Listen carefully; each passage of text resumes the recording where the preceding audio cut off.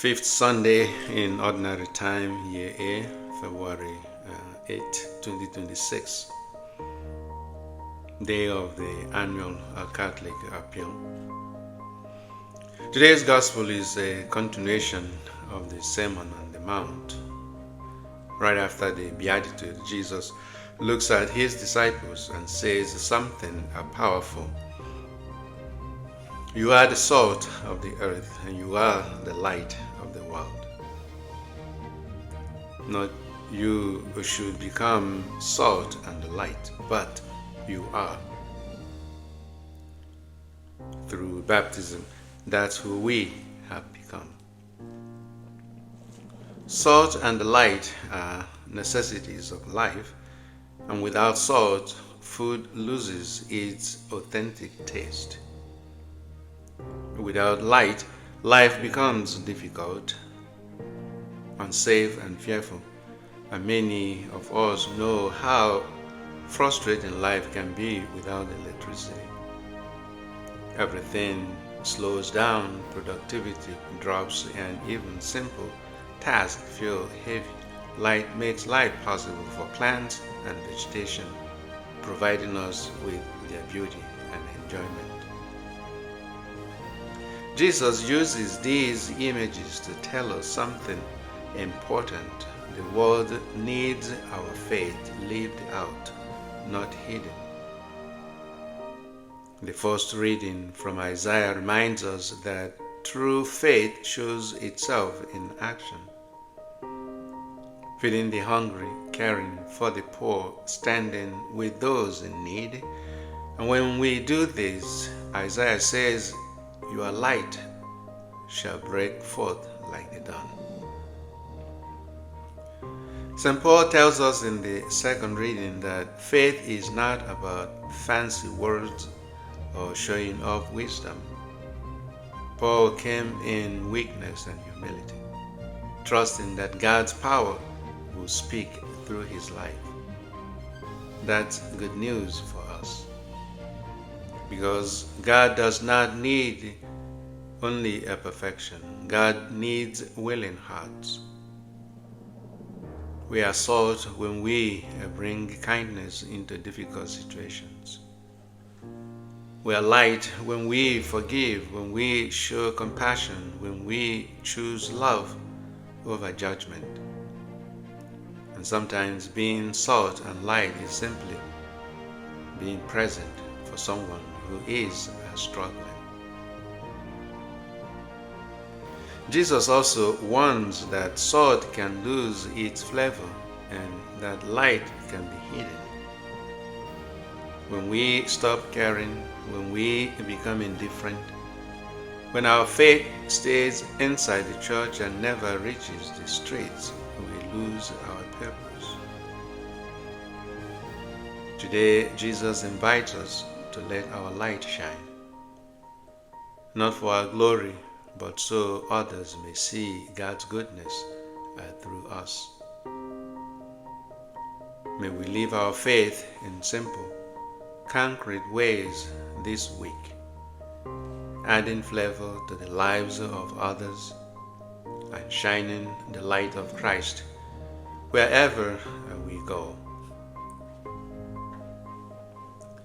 One of the beautiful truths of our Catholic faith is that none of us walks this journey alone. Yes, we belong to this parish, but we are also part of something much bigger. We belong to a diocesan family and to the universal church spread across the world. Most of what truly matters in life we don't do alone. Our families, schools, parishes, even our faith, none of these thrive in isolation. And Bishop Hine once said something very simple but very powerful. The annual Catholic Appeal is to the diocese what the offertory is to your parish. just as your weekly offering keeps the parish life alive here, supporting worship, ministry, and mission. Your support of the annual Catholic Appeal makes possible the ministries that serve across our diocese, ministries that no single parish could sustain on its own. This year's theme is inspired by the Spirit. And that's important because the Church doesn't move forward by obligation or pressure. The Church moves forward because the Holy Spirit moves hearts. Through the annual Catholic Appeal, the Spirit is at work in very real, very human ways. It's at work when couples preparing for marriage receive guidance and support, helping them build strong, faithful marriages that last. It's at work when a child goes to Camp Gray and through prayer, Mass, and friendship comes to know Jesus more deeply. It's at work that college students far from home find a faith family through campus ministry, where many discover a deeper relationship with Christ, and even vocations to the priesthood and the religious life.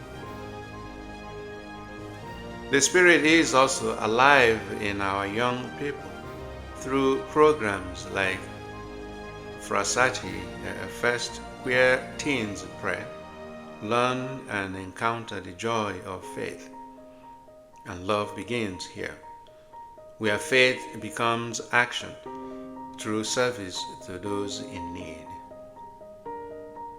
Through the ACA, the annual Catholic Appeal, the Spirit strengthens our worship and formation, training lectors and extraordinary ministers, supporting catechesis and deepening our understanding of the sacraments.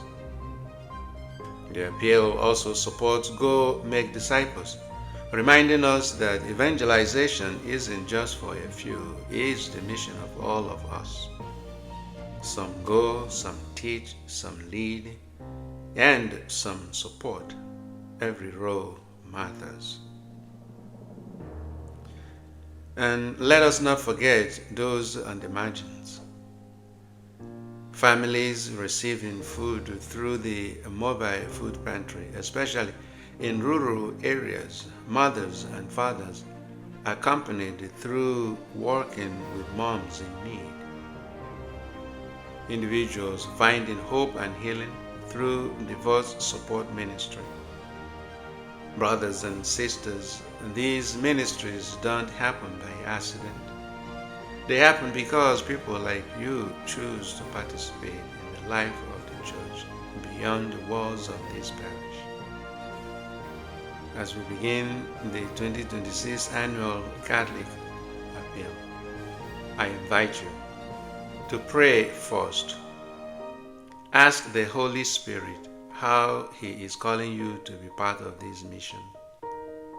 Participation matters. Every gift matters. Every prayer matters. Together, inspired by the Spirit, we continue to walk Christ entrusted to His Church, to celebrate the sacrament, to preach the gospel, to form disciples, and to bring hope to those in need. May the Holy Spirit guide our hearts, bless our generosity, and keep our Church alive and faithful for generations to come. Have a blessed weekend.